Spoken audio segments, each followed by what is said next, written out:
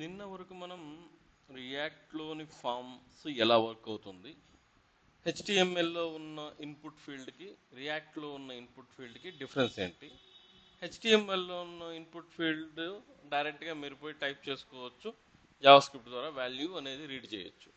But react సంబంధించినంత వరకు ఆ ఇన్పుట్ ఫీల్డ్ స్టేట్తో బైండ్ అయి ఉంటుంది. స్టేట్ ఇన్పుట్ ఫీల్డ్ని కంట్రోల్ చేస్తుంది కాబట్టి స్టేట్ని మనం డైరెక్ట్గా మార్చలేం. కాబట్టి ఒక ఆన్ చేంజ్ ఈవెంట్ని అటాచ్ చేసి, అంటే ప్రతి కీ ప్రెస్లోనూ వాల్యూ రీడ్ చేసి ఎత్తుకొని పోయి స్టేట్లో అప్డేట్ చేస్తే ఆ స్టేట్ ఫామ్తో లింక్ అయింది కాబట్టి అది అప్డేట్ అవుతుంది. ఒక ఇన్పుట్ ఫీల్డ్ పెట్టి చూసాం మనం. ఎందుకు ఒక ఇన్పుట్ ఫీల్డ్ పెడితే డిఫరెన్స్ ఏంటి, ఒకటి కంటే ఎక్కువ ఉండే ఇన్పుట్ ఫీల్డ్కి డిఫరెన్స్ ఏంటి అంటే, ఒక ఇన్పుట్ ఫీల్డే ఉంటే నువ్వు దాంట్లో నుంచి వచ్చే వాల్యూ ఎత్తుకొని పోయి బైండ్ చేస్తావు. ఒకటి కంటే ఎక్కువ ఉంటే నువ్వు ఫస్ట్ నేమ్లో చేంజ్ చేసావా, ఈమెయిల్లో చేంజ్ చేసావా, లాస్ట్ నేమ్లో చేంజ్ చేసావా, లేదా ఇంకో దాంట్లో చేంజ్ చేసావా అనేసి ఫస్ట్ దీన్ని కనుక్కోవాలా. నువ్వు ఫస్ట్ నేమ్లో చేంజ్ చేసి ఎత్తుకొని పోయి ఈమెయిల్లో పెడితే కుదరదు. నువ్వు లాస్ట్ నేమ్లో చేంజ్ చేసి ఎత్తుకొని పోయి ఫస్ట్ నేమ్లో పెడితే కుదరదు. సో సింగిల్ ఇన్పుట్ ఫీల్డ్ ఉంటే పెద్ద కాంప్లెక్స్ కాదు, డైరెక్ట్గా వాల్యూ తీ ఎత్తుకొని పోయి ఆడబెట్టు. ఒకటి కంటే ఎక్కువ ఇన్పుట్ ఫీల్డ్ ఉంటే నువ్వు ఇక్కడి నుంచి రీడ్ చేయాల. నువ్వు for example user multiple inputs అనే ఒక component .jsx, so form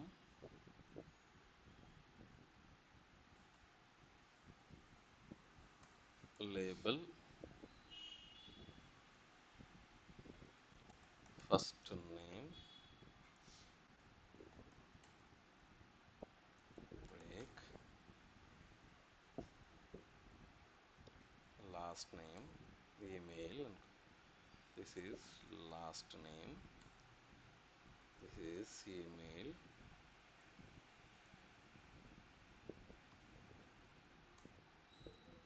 button add user. Now go to app.js main లో కదా పెడతాను అదంతా. user with multiple inputs. Okay, so ఇది మన form.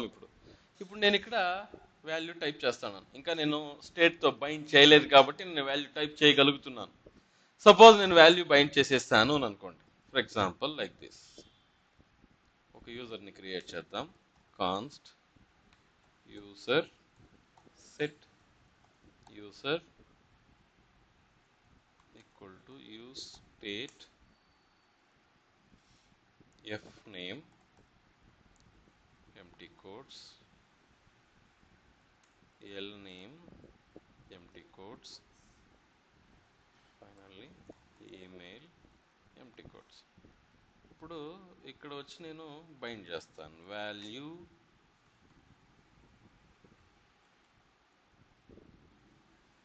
User dot F name user dot L name user dot email.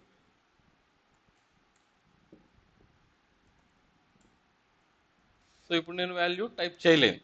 It won't allow to type because now it is controlled by the React JS. దీన్ని అడుగుతారు what is meant by controlled element and non controlled element అని ఇంటర్వ్యూలో అడుగుతారు. Controlled means you declared a state, ఆ వాల్యూని తీసుకొచ్చి నువ్వు హెచ్టిఎంఎల్తో లింక్ పెడుతున్నావు. సో ఈ హెచ్టిఎంఎల్ ఫామ్ చేంజ్ చేయాలంటే ఇక్కడికి వెళ్ళాలి. నువ్వు జస్ట్ నేను పోయి టైప్ చేసేస్తాను వాల్యూ రాలేదంటే కుదరదు. ఈ వాల్యూ నువ్వు టైప్ చేసిన వాల్యూ రీడ్ చేసుకొని ఎత్తుకొని పోయి నువ్వు స్టేట్లో పెడితే then only this React form will get updated. ఇక్కడ నీ దగ్గర ఇప్పుడు 3 ఫీల్డ్ ఉంది, ఎఫ్ నేమ్ అని, ఎల్ నేమ్ అని, ఈమెయిల్ అని.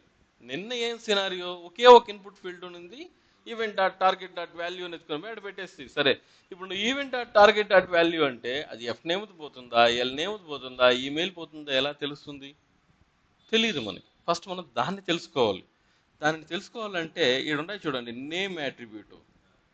ఆ నేమ్ యాట్రిబ్యూట్లో ఎఫ్ నేమ్ అయితే ఎఫ్ నేమ్ని పెట్టు. ఈ నేమ్ అనే యాట్రిబ్యూట్ ద్వారా అది ఏ ఫీల్డ్ అని కనుక్కుంటాం మనం.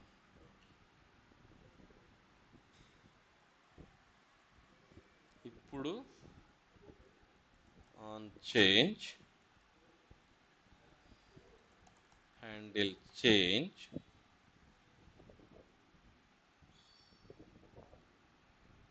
మూడింటికి నేను ఆన్ చేంజ్ ఈవెంట్లు ఇచ్చేసాను. అయితే ఆ ఫంక్షన్ ఇంకా మన దగ్గర లేదు. Const handle change equal to ఒక 4 ఇడ్లీ కూడా తెచ్చు. ఇక్కడ ఈవెంట్ తీసుకొని console.log event dot target dot value చూడండి. ఫస్ట్ నేమ్ చూస్తాను, నేను ఇంతకీ ఏ ఫీల్డ్లో పోయి కెలుగుతా ఉన్నానని ఫస్ట్ దాన్ని ఫైండ్ అవుట్ చేస్తాను. సో చూడండి, a component is changing an uncontrolled input to controlled input. This is likely caused by the value changing. Let me refresh. ఇప్పుడు వెళ్ళిపోయింది ఆ ఎర్రర్. సో ఇప్పుడు నేను ఇక్కడ పోయి నేను వాల్యూ టైప్ చేసిన వెంటనే దేంట్లో టైప్ చేసినంత ఉంది ఎఫ్ నేమ్. ఇక్కడ పోయి టైప్ చేస్తాను ఎల్ నేమ్. ఇక్కడ పోయి టైప్ చేస్తాను ఈమెయిల్. సో ఫస్ట్ నేను ఏ ఇన్పుట్లోకి వెళ్ళి కెలుగుతున్నాను, ఏ ఇన్పుట్ ఫీల్డ్లో వాల్యూ చేంజ్ చేస్తున్నానని తెలుసుకోవడానికి నేను చేయాల్సిన పని దానికి ఒక పేరు పెట్టడం, ప్రతి ఒక్క ఇన్పుట్ ఫీల్డ్కి నేమ్ అనే యాట్రిబ్యూట్ ఉపయోగించి దాంట్లో ఉండే ప్రాపర్టీని నేను ఇక్కడ డిక్లేర్ చేసుకున్నటువంటి ప్రాపర్టీని మ్యాచ్ చేసుకుంటాను. నేను బాగా గమనించండి పాయింట్, ఇది చాలా క్రిటికల్. ఇక్కడ 10 ఇన్పుట్ ఫీల్డ్లో ఉంటే ఎక్కడో ఉండేదాన్ని ఎత్తుకొని పోయి ఎక్కడో పెట్టలేము మనం. అది నేమా, ఈమెయిలా, పాస్వర్డ్ అని ఫైండ్ అవుట్ చేసి స్టేట్లో కూడా నేమ్ అయితే నేమ్ని, ఈమెయిల్ అయితే ఈమెయిల్ని, పాస్వర్డ్ అయితే పాస్వర్డ్ని అప్డేట్ చేయడం కోసం నేమ్ అనే ఒక యాట్రిబ్యూట్ ఇచ్చి దాంట్లో దానికి ఆ ప్రాపర్టీ నేమ్ పెట్టి ఈ ప్రాపర్టీ నేమ్ ఇక్కడ మ్యాచ్ అయ్యేలాగా చూసుకునేసి హ్యాండిల్ చేంజ్ జరిగేటప్పుడు నిన్నటి వరకు మనం ఏం చేస్తూ ఉంటుంది, event dot target dot value అని చూస్తూ ఉంటుంది. ఇప్పుడు నేను వాల్యూ చూడలే, ఫస్ట్ నేమ్ చూసుకుంటాను, ఆ ప్రాపర్టీని చేంజ్ చేస్తాను. ఓకే, ప్రస్తుతాన్ని అదే నేమ్ ఉంది. అదేలాగా console.log event dot target dot value అంటే ఏం టైప్ చేస్తున్నాను అది కూడా వస్తుంది ఇప్పుడు. సో ఫస్ట్ నేను ఎం టైప్ చేస్తా ఉన్నాను. ఎఫ్ నేమ్లో ఎం, నెక్స్ట్ ఎల్ నేమ్లో ఇప్పుడు నేను కే టైప్ చేస్తాను, ఎల్ నేమ్లో కే. అట్లా ఫీల్డ్ నేమ్ వచ్చేసింది, వాల్యూ వచ్చేసింది. సో ఫీల్డ్ నేమ్ వచ్చి event dot target dot name అనే దాంట్లో ఫీల్డ్ నేమ్ వస్తూ ఉంది, event dot target dot value అనే దాంట్లో నేను టైప్ చేస్తున్నట్టు వాల్యూ వస్తుంది. సో ఇప్పుడు నేను స్టేట్ అప్డేట్ చేయాలంటే 3 rule principle: copy, change, update. So first rule, copy the existing state. ప్రస్తుతం దీన్ని రిమూవ్ చేసేస్తాను. Number 1 first rule, const new user equal to, అది ఆబ్జెక్ట్ కాబట్టి యూజర్. ఇక్కడ మీకు నేను ఈ 3 డాట్స్ ఎందుకు పెట్టాను అర్థమైందా? ఈ 3 డాట్స్ ఇంతకు ముందు ఎక్స్ప్లెయిన్ చేశానా నేను మీకు? ఈ 3 డాట్ గురించి గుర్తుందా? జావాస్క్రిప్ట్ లో మనం డిస్కస్ చేసింది. దీనిని మనం స్ప్రెడ్ ఆపరేటర్ అంటాము. దీన్ని ఉపయోగించి ఎగ్జిస్టింగ్ అర్రే కానీ ఎగ్జిస్టింగ్ ఆబ్జెక్ట్ని కానీ కాపీ చేస్తాం. సో దీని మీనింగ్ ఏమంటే నేను కాపీ చేయబోది ఆబ్జెక్ట్ అని అర్థం. సో యూజర్ అనే ఆబ్జెక్ట్ని అలాంటిదే ఇంకొక కాపీ క్రియేట్ చేసి ఇమ్మని అర్థం. New user square bracket event dot target dot name equal to event dot target dot value. Okay, first of all ఇక్కడ అది ఆబ్జెక్ట్ కదా, నేను అర్రే బ్రాకెట్ ఎందుకు వాడాను?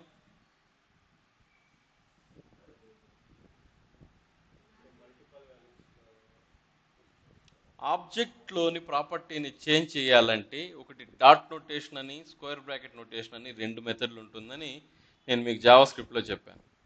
If you go to JavaScript, if you go to objects,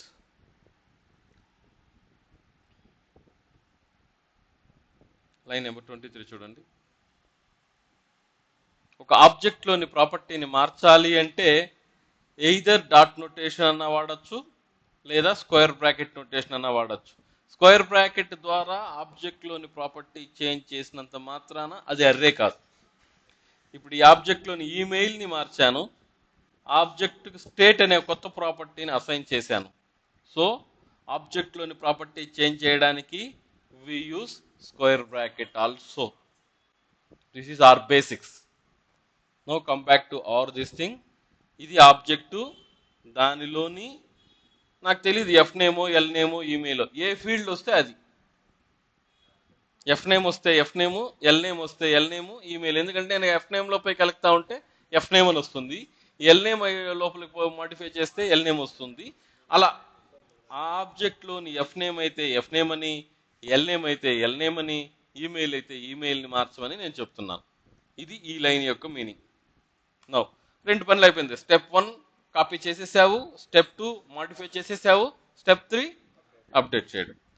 set యూజర్లోకి వెళ్ళి set user అనే method use చేసి యూజర్ని అప్డేట్ చేసేయడం. That's all. ఇప్పుడు మీరు ఇక్కడికి వెళ్ళి టైప్ చేస్తే it should take the value.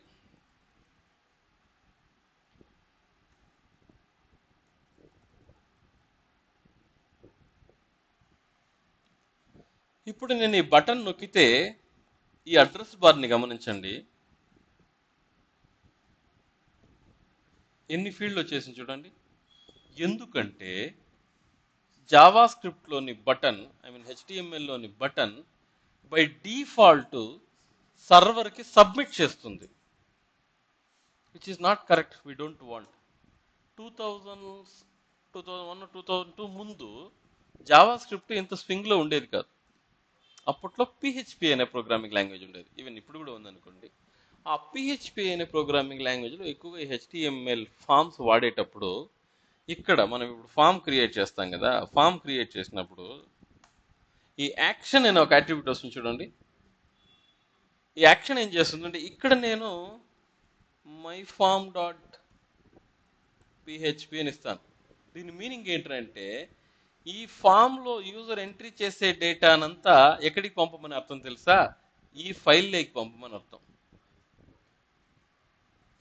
ఈ ఫైల్ యాడ్ ఉంది, సర్వర్లో ఉంది. బ్రౌజర్ నుంచి డేటా సర్వర్కి వెళ్ళేది, సర్వర్లో ఆ వాల్యూ వాళ్ళు రీడ్ చేసేవాళ్ళు. మరలా లేటర్ అని ఏమైందంటే, అది వ్యాలిడ్ డేటా అయినా ఇన్వాలిడ్ డేటా అయినా ప్రతిసారి సర్వర్కి వెళ్ళిపోయేది. వ్యాలిడేషన్ ఎక్కడ జరిగేది?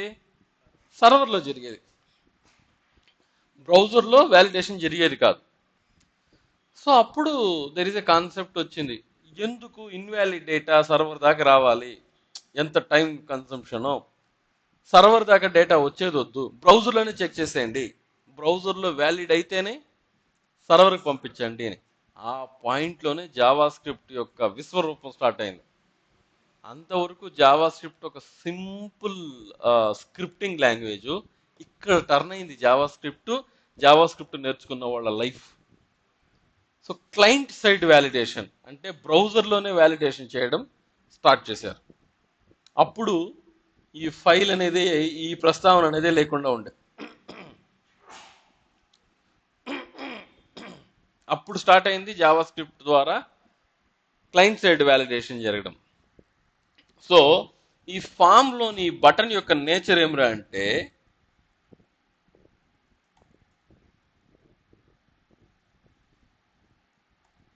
బై డిఫాల్ట్గా ఆ బటన్ సబ్మిట్ బటన్గా బిహేవ్ చేస్తుంది.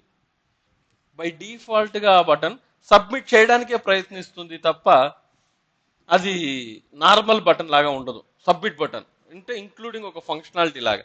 ఎక్కడికి సబ్మిట్ చేయడానికి ప్రయత్నిస్తుంది? ఇక్కడికి. ఇక్కడ ఫైల్ ఉన్నా లేకపోయినా మీరు ఒక డిఫాల్ట్ బటన్ పెట్టేస్తే దాని మీనింగ్ ఏంటంటే సబ్మిట్ అని. సో అలా కాకుండా ఇప్పుడు మనం బ్రౌజర్లోనే వ్యాలిడేషన్ చేసుకుంటాం కాబట్టి, క్లయింట్ సైడ్లోనే వ్యాలిడేషన్ చేసుకుంటాం కాబట్టి ఈ డేటా సబ్మిట్ అవ్వవలసిన అవసరం లేదు మనకి. కానీ అది మనం స్పెసిఫై చేయాలి. నువ్వు సబ్మిట్ బటన్ లాగా బిహేవ్ చేయొద్దు, నువ్వు నార్మల్ బటన్ లాగా బిహేవ్ చెయ్యి, సబ్మిట్ చేసేదంతా నేను చూసుకుంటున్నానని స్పెసిఫై చేయాలి. ఎలా చేయాలంటే, ఇక్కడికి వెళ్ళి టైప్ బటన్, నువ్వు జస్ట్ బటన్ మాత్రమే, సబ్మిట్ చేసే అప్రోచ్ నీకు లేదు. సో ఇప్పుడు నేను దాన్ని డిలీట్ చేసేస్తాను. Refresh.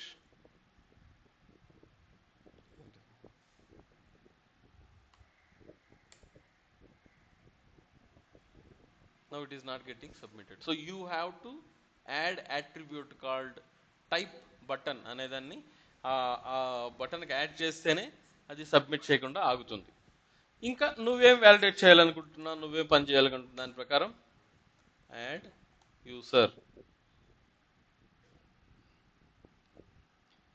So copy this const add user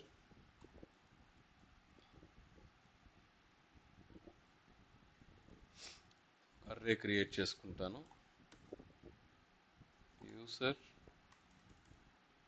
users ఇది అర్రే కాబట్టి set all users set all users equal to use state in this array. So ఇప్పుడు నేను దీని లోపలికి ఆ యూజర్ని పంపాలి. Once again three rule. Whenever you want to change the state or any variable in the state, you have to do the 3-step formula. Const new all users equal to, ఇప్పుడు ఇది array కాబట్టి square bracket dot dot all users. So copy చేసుకునేసాను. Now all new users dot push user set all users లో new all users. So ఆ button నొక్కినప్పుడు నేను enter చేసినటువంటి యూజర్ని array లోపలికి పుష్ చేశాను. సో అది పుష్ అయ్యిందా లేదా తెలవడానికి ఫస్ట్ ఈ అర్రేని నేను కింద డిస్ప్లే చేసి పెడతాను. ఫస్ట్ చూపించేస్తాను అది పుష్ అయిందా లేదా అని. Then we will go to the array. console.log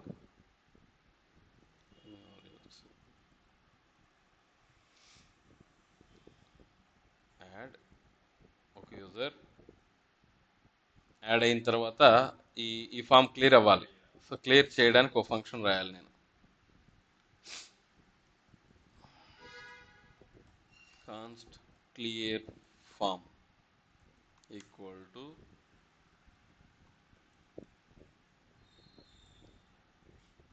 set user దీంట్లో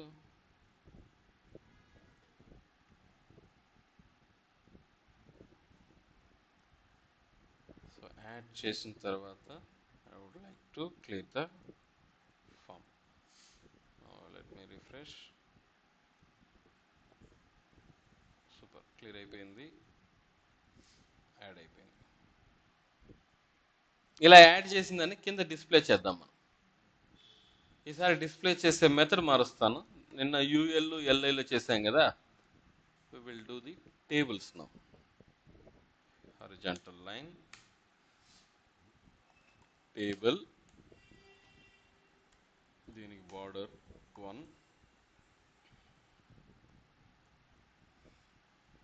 టేబుల్ హెడ్ ఇలాగా, టేబుల్ బాడీ, టేబుల్ హెడ్ లోపల టిఆర్ టిహెచ్లు 3 కావాలి నాకు.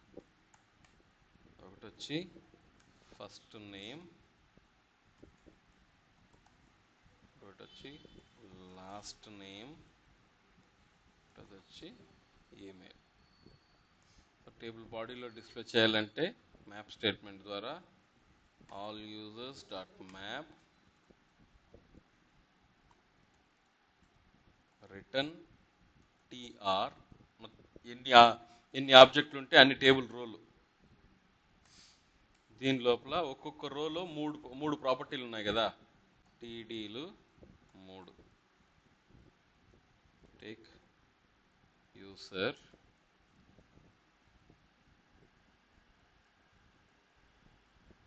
ఐ. మ్యాప్ స్టేట్మెంట్ ద్వారా జనరేట్ అయితే అది ఎర్రర్ త్రో చేస్తుంది. దానికోసం ఇది I USR dot F name USR dot L name USR dot email. There you go. Let me refresh. Add user.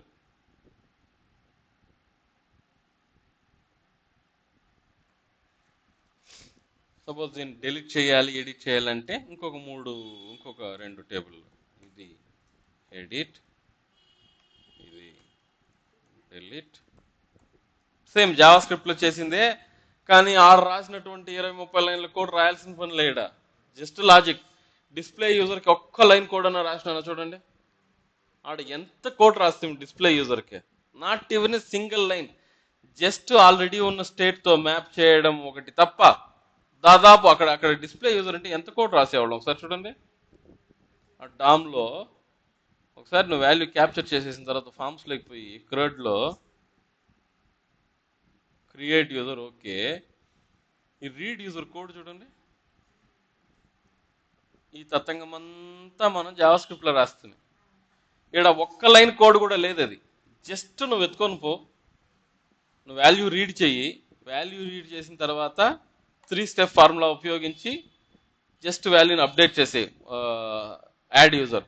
So existing array copy చేసుకో, ఆ కాపీలో పుష్ చేస్తే తర్వాత నేను మిస్ చేసిన యాడ్ యూజర్.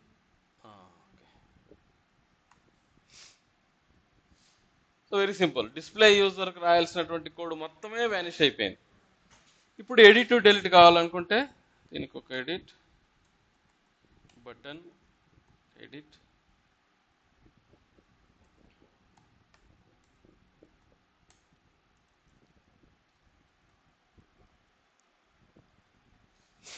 సో ఏ యూజర్ని అయితే డెలీట్ చేయాలనుకుంటున్నావో ఆ యూజర్ యొక్క ఇండెక్స్ పంపించాలి నువ్వు. On click. ఒక్కొక్కసారి నేను జస్ట్ డెలీట్ యూజర్ అని రాస్తాను. ఒక్కోసారి నేను ఒక ఏరో ఫంక్షన్ రాసి దాని లోపల డెలీట్ యూజర్ అని రాస్తాను. ఎప్పుడు జస్ట్ ఫంక్షన్ పేరు రాయాలి, ఎప్పుడు ఏరో ఫంక్షన్ పాస్ చేయాలి అంటే నువ్వు ఏదన్నా ఆర్గ్యుమెంట్ నుంచి పంపించాలి అని అనుకుంటే ఏరో ఫంక్షన్ రాసి దాని లోపల ఫంక్షన్ రాయాలి. ఇలా ఇప్పుడు నేను డెలీట్ చేయాలి అంటే ఆ యూజర్ని డెలీట్ చేయాలంటే ఆ యూజర్ యొక్క ఇండెక్స్ పంపించాలి, కాబట్టి నేను ఆర్గ్యుమెంట్ పంపించాలి. అందువల్ల నేను ఇక్కడ డెలీట్ యూజర్ ఒక ఏరో ఫంక్షన్ క్రియేట్ చేసి ఆ ఏరో ఫంక్షన్ లోపల ఆ ఫంక్షన్ కాల్ చేసి ఈ దాంట్లో పంపిస్తాను ఇండెక్స్ని. ఓకేనా? బట్ ఇక్కడ మీరు చూసినారంటే యాడ్ యూజర్ సబ్మిట్ చేసే టైంలో నేను ఎటువంటి ఏరో ఫంక్షన్ క్రియేట్ చేయలే.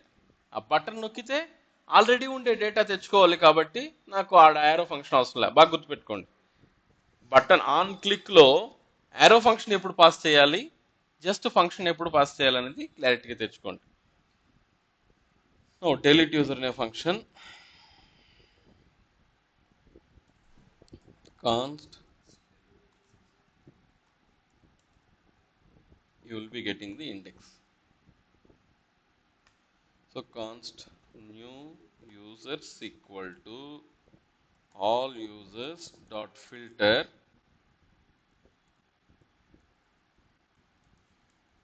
ఇప్పుడు అదే 3 యూజర్లు ఉంది, 3 ఒకనే డెలీట్ చేయాలా. సో ఫిల్టర్ మెథడ్ ద్వారా వీడు కాకుండా మిగిలిన 2 ఎత్తుకొచ్చేస్తే వాడు డెలీట్ అయిపోయినట్టే కదా లెక్క. స్ప్లైస్ యూజ్ చేయొచ్చు నేను, స్ప్లైస్ ఆల్సో గుడ్ ఆప్షన్, లేదా filter method also good option. ఇప్పుడు ఎయిదర్ నువ్వు బయట వెళ్ళు అని అనడం వేరు, మన ఇద్దరు బయట పోతాం అబ్బా అనడం వేరు. సెపరేట్ చేస్తున్నట్టే కదా. సో ఫిల్టర్ మెథడ్ ద్వారా except that particular user you are taking other 2 users. So you are already removing that user. So now take user and index return index should not be equal to యొక్క index should not be equal to I value. Now console log that. Console log new filtered users. నా దగ్గర ఇప్పుడు 3 యూజర్లు ఉన్నారు boss. వీడిని delete చేయబోతున్నాను, లేదా Murali 100ని delete చే రెండు సేమే ఉందా? ఓకే, మధ్యలో ఉండేవాడిని డెలీట్ చేద్దాం. సో ఇప్పుడు వి వచ్చింది, మురళి వచ్చింది, ఈ యూజర్ వెళ్ళిపోయింది. ఇప్పుడు వి మాత్రం డెలీట్ చేస్తాం, ఇది మాత్రం డెలీట్ చేద్దాం. ఓన్లీ మురళి వచ్చింది. సో ఇంకా నేను అప్డేట్ చేయలే. But basically filter means you are going to delete that particular user. So ఇప్పుడు ఏం చేద్దాం, మనం దీనిని అట్నే కట్ చేసి అట్లా సెట్ ఆల్ యూజర్స్లో న్యూ ఫిల్టర్డ్ యూజర్స్ని పెట్టేద్దాం. లెట్ మీ రిఫ్రెష్, కొత్త డేటా ఎత్తుకుందాం.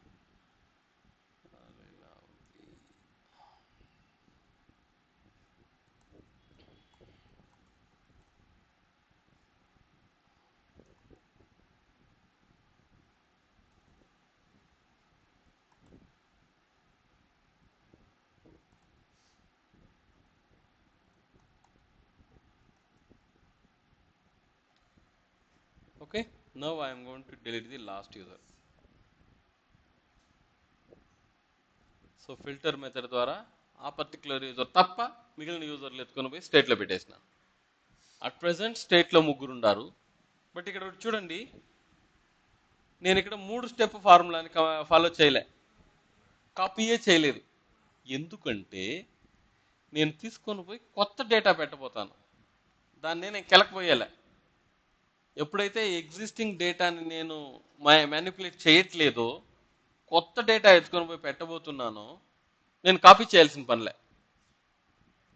పుష్ చేసేటప్పుడు కొత్త డేటా పెట్టలే, ఆల్రెడీ ఉండే దాంట్లో లోపలికి ఎత్తుకొని పోయి పెడతా ఉండ. సో కాపీ చేయాల. అప్డేట్ చేసేటప్పుడు కొత్త డేటా ఎత్తుకొని పోయి పెడతా ఉన్నాను కాబట్టి ఇక్కడ నాకు కాపీ చేయాల్సిన అవసరం లేదు, కాపీ చేసినా తప్పు లేదు. లాజికలీ నువ్వు కాపీ చేసినా తప్పు లేదు, కానీ అవసరం లేదు. అర్థమైంది నేను చెప్పింది? Now let's go to the update. Const is edit set is edit equal to use state false. ఎందుకు నేను ఈ వేరియబుల్ ఎందుకు డిక్లేర్ చేస్తా ఉన్నాను అంటే, ఎడిట్ బటన్ పైన నొక్కినప్పుడు ఇక్కడ ఉండే యాడ్ యూజర్ కాస్త నాకు అప్డేట్ యూజర్గా మారాలి. ఫర్ ఎగ్జాంపుల్, ఇప్పుడు నేను ఎడిట్ బటన్ పైన నొక్కితే ఈ డేటా మొత్తం ఇక్కడికి పోవాలి, ఇది అప్డేట్ అవ్వాలి.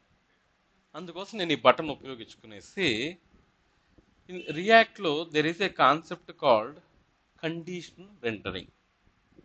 కండిషన్ రెండరింగ్ కండిషన్ రెండరింగ్ అంటే ఏంటంటే ట్రూ అయితే చూపించు, ఫాల్స్ అయితే చూపించకు. అంటే let me show a simple example and come back. Condition rendering dot jsx rafc go to main. కాసేపు దీన్ని కమెంట్ చేస్తాను. We will come back to the condition rendering. ఇక్కడ I'm going to declare const show image set show image equal to false. ఏదైనా ఒక image తెచ్చుకుందాం. అందుకని error. Okay, use state falls.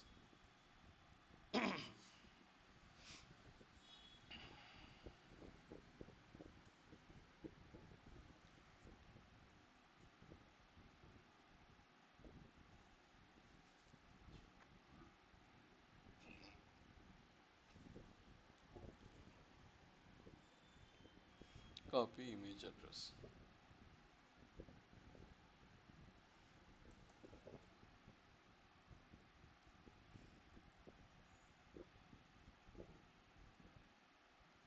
Okay, మన కాంపోనెంట్లో ఇమేజ్ ఉంది. స్టైల్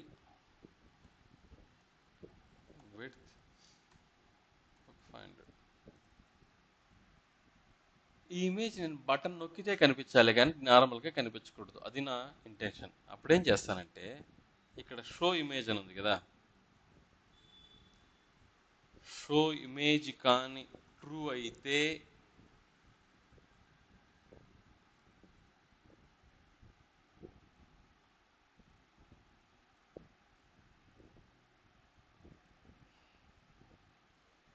ఈడ కానీ ట్రూ ఉంటేనే ఇమేజ్ డిస్ప్లే అవుతుంది. ప్రస్తుతం ఏముంది దాంట్లో, కాబట్టి ఇమేజ్ లేదా. సో ఆ ఇమేజ్ కనిపించేలాగా చేయాలి అంటే button show image on click handle show image, ఈ ఫంక్షన్ క్రియేట్ చేస్తాను నేను.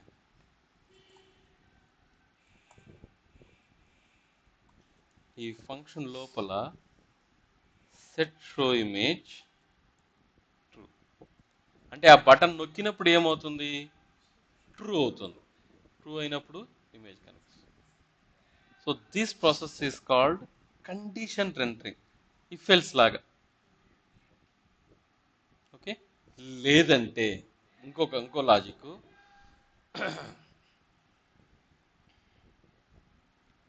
ఫాల్స్ ఉంటే నాకు ఈ ఇమేజ్ కనిపించాలి, ట్రూ ఉంటే నాకు ఆ ఇమేజ్ కనిపించాలి. Copy image address,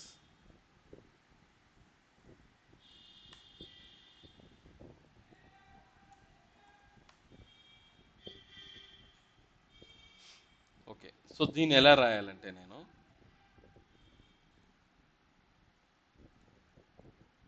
show image question mark, okay, question mark. ఒకవేళ కానీ ఇది ట్రూ అయితే ఫస్ట్ ఉండే ఇమేజ్, దీన్ని కమెంట్ చేసి పెడతాను నేను ఫస్ట్. షో ఇమేజ్ కానీ ట్రూ అయితే ఈ ఇమేజ్ చూపించు.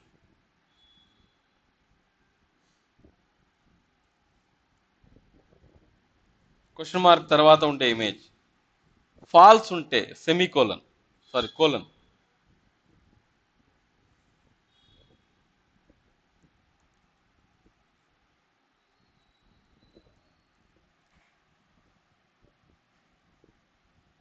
దీని మీనింగ్ ఏంటి,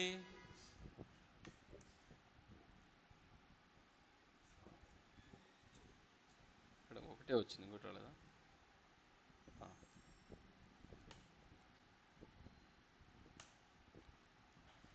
ఇది కానీ ట్రూ అయితే ఈ ఇమేజ్, ఫాల్స్ అయితే ఈ ఇమేజ్, మధ్యలో colon. Any doubt? So let me go that. False ఉంది కాబట్టి ఈ ఇమేజ్ ఉంది, ట్రూ అయితే మార్చలేదా మనం, ఇంకా మార్చాను కదా. ఓకే, మారలేదు. బై డిఫాల్ట్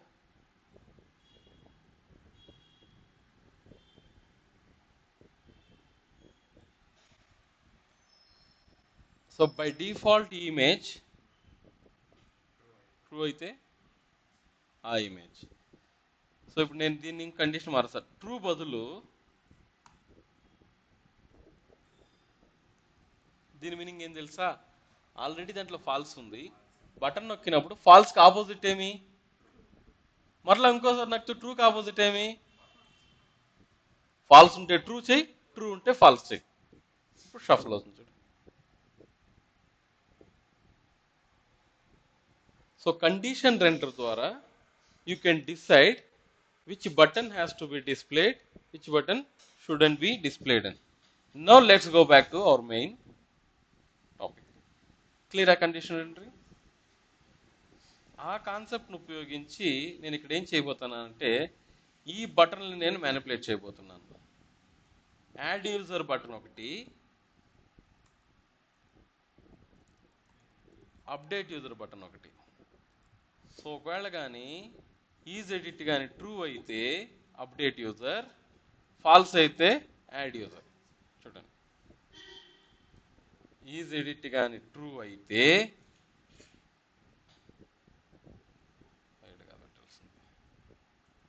ఫామ్ లోపల ఈజ్ ఎడిట్ కానీ ట్రూ అయితే అప్డేట్ యూజర్, లేకపోతే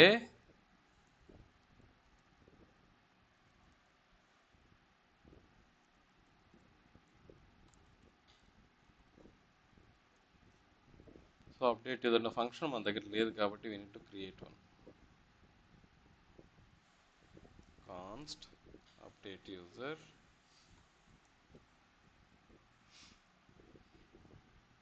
సో ఎడిట్ బటన్ పైన నొక్కినప్పుడు డెలీట్ యూజర్, ఎడిట్ లేదు, ఇంకా రాయలేదా మనం? ఎడిట్ ఇంకా రాయలేదు, ఎడిట్ బటన్ అట్నే ఉందేమో. ఎస్, క్లిక్ ఇండెక్స్ పంపించాలి కాబట్టి యారో ఫంక్షన్, హ్యాండిల్ ఎడిట్, దీనిలో index.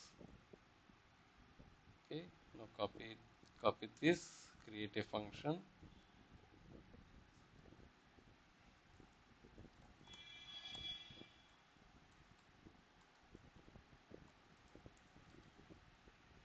First set is edit true, button మారుతుందో లేదో చూసుకోండి. వాల్యూ డిస్ప్లే చేసి యాడ్ ఎడిట్, బటన్ అయితే మారింది. తర్వాత నువ్వు ఏ యూజర్ని అయితే ఎడిట్ చేస్తున్నావో వాడి యొక్క ఇండెక్స్ నువ్వు సేవ్ చేసుకోవాలి, ఎందుకంటే అప్డేట్ చేసేటప్పుడు అది కావాలి. ఫస్ట్ నేను ఇక్కడ మధ్యలో ఉండే వ్యక్తిని తొడుక్కొని పోయి మరలా చివర్లో పెట్టిన కాదు, మరలా ఆ క్యాండిడేట్ని మధ్యలోనే పెట్టాలి. So I should know his index, wear his seat number is. In similar way what I will do, I will create a variable const index set index equal to use state, by default index is null. So edit button పైన నొక్కినప్పుడు అక్కడి నుంచి వచ్చే ఐని కాస్త ఈ ఇండెక్స్లో పెట్టుకుంటాను bus.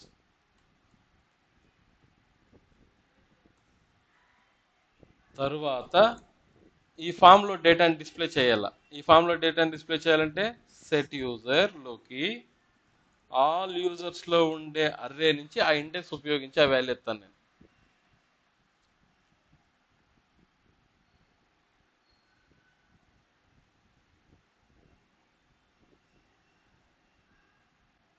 So ఏ user పైన click చేస్తే ఆ యూజర్ యొక్క వాల్యూస్ ఇక్కడ వచ్చేసింది.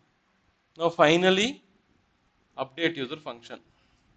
వన్స్ అగైన్ ఇప్పుడు నేను ఎగ్జిస్టింగ్ స్టేట్ని అప్డేట్ చేయబోతున్నాను కాబట్టి 3 steps. Const new all users equal to dot dot dot dot copy of all users, new all users of index, ఎవరినైతే అప్డేట్ చేయాలనుకుంటున్నారో వాడి వాల్యూ యూజర్లో ఉంది. Finally set all users equal to new all users, update చేసేసాను. Then form clear చేయబోతున్నాను, clear form. Then edit బటన్ని set is ఎడిట్ని falls చేసేస్తున్నాను. మరలా add user బటన్కి వచ్చేయాలి కదా.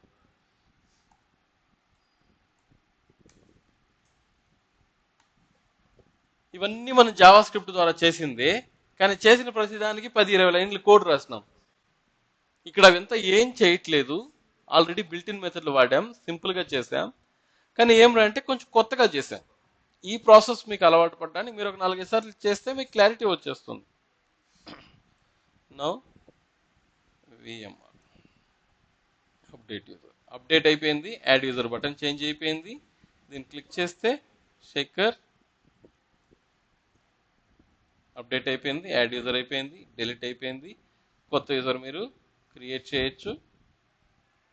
ఫామ్ క్లియర్ అయిపోయింది.